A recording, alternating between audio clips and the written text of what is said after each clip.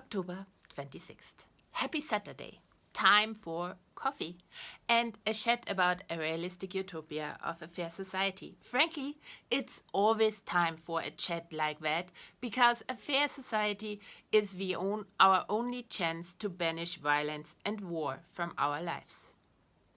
As previewed yesterday, I want to talk today about the situation when a member of a group can't be convinced of an adjustment to the replacement dataset all members of a group must implement in their individual reality generation processes to align their otherwise diverse models of a world. Only alignment creates the common ground, the shared reality necessary to formulate common goals. The replacement dataset will only fully be implemented by all members when all members agree with the rules, norms, and structures encoded in it that govern the cooperation. As soon as any kind of mechanism comes into play that is meant to ensure that dissenting members are in any way coerced or forced to implement replacement datasets into their individual word generation processes, or at least act like they do, the group, society, can't claim to be fair anymore. Without full implementation by all, though, there's no cooperation possible, as the sliver of shared reality is lacking that allows to shape common goals. So there's a lot at stake. The first step, after it is crystal clear that there's no compromising, and by that I don't mean compromising one's basic values and convictions by one side to appease the other, is to check if cooperation and the satisfaction of the motivations that have led all members to the decision to cooperate as they do, in a minimum that's the natural motivation, a sustained increased ability to execute random searches, hinges on the data that's to be added or cut from the shared replacement dataset. We humans tend to believe that certain data used by us in the self-generation of our model of a world serves us so well, it must be shared by all. What we forget by identifying with ourselves so much while taking so little responsibility for the generation of the entirety of our reality in our mind is that the plethora of material things that bonded together to create our body by pursuing the same twin goals are looking for completely different things. Take rules and beliefs of religions. They can be the answer for some, while they can be unacceptable and even destructive for others. Are these rules and beliefs really necessary to achieve the kind of cooperation we all seek? Or might the aspired level of alignment of the models of a world even hinder us to achieve the results we want from the cooperation, especially a sustained increase in the ability of executing truly random searches for all to harvest the high payoff that these searches promise, and only these searches? Random here means that people pave their paths of their choosing to places unknown before. The more we restrict the direction of expansion and the extent of expansion, the less random it is. The less payoff there will be that offsets the risk of this kind of searches and justifies the dependency on the group members create by aligning their models of the world. If the answer is that cooperation doesn't hinge on this data, everyone in the group must agree to keep it out of the shared replacement dataset to continue the cooperation. Crisis averted. And at that point, most of the disagreements will have been solved. Everyone can continue to cooperate and increase their ability to conduct random searches and therefore create the high payoff these searches promise.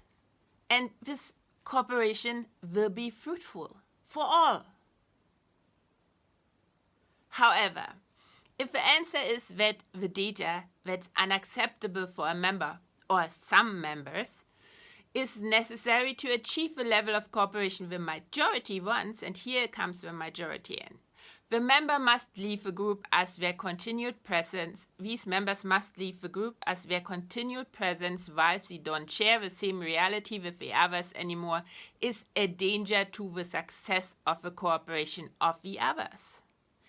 These members who are not using the same replacement dataset anymore, or never did, can't expect to be supported anymore when they don't support the cooperation as is with all its rules, norms and structures. You think yourself above the law, so to say? You're not part of a corporation, you're outside of it. You can't expect to be supported by it anymore, to use the routes, send your kids to schools, use the security system of a state or whatever. It can't be, because you are not part of this corporation anymore. The solution for all must be that these members either do their own thing individually or as a group, found a new group, so to say, a new corporation with their own data set, or search for a group whose replacement dataset they can fully agree to. There will be hundreds and thousands of groups out there. And there will be one that you can agree to share the replacement dataset with. Wholeheartedly, fully, without any reservations, without cutting things out. You get there, you become part of a corporation, you use the whole replacement dataset. That's the only way a corporation can function. This, of course, means that all groups have a duty to accept new members who agree with their replacement dataset and implement it fully into their world generation processes. You get there, you agree to, you use this replacement dataset. No reservations. Once again. Of course, on the other hand, the groups must have a duty to take you in when you are doing just that.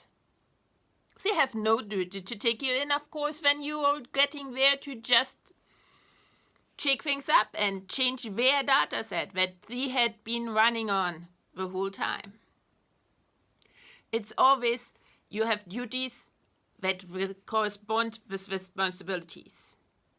You can demand things, but you have to give the same thing. The advantage for the group is that the more members their working fair cooperation has, the more the high risk of random searches is offset. Any new willing member increases the sustained ability of everyone in the group to execute random searches and thus increases the payoff for all.